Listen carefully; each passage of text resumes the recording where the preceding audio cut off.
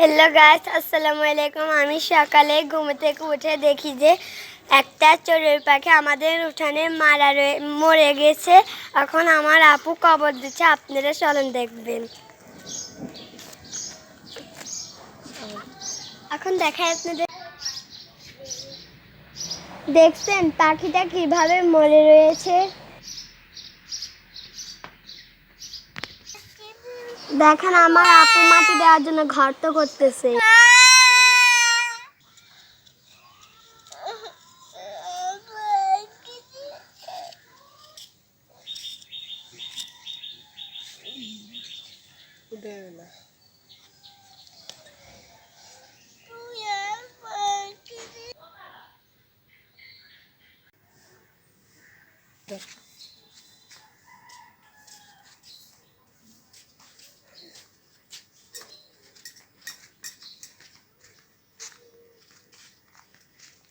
আপু, পাখিটাকে মাটি না দিয়ে ফালাই দিলে তো হইতো না। মাটি দিই, পরিবেশ দূষিত হবে, গন্ধ বের হবে। আর পশু পাখি মারা গেলে মাটি দিলে তাদের রূহ আমাদের জন্য দোয়া করবে।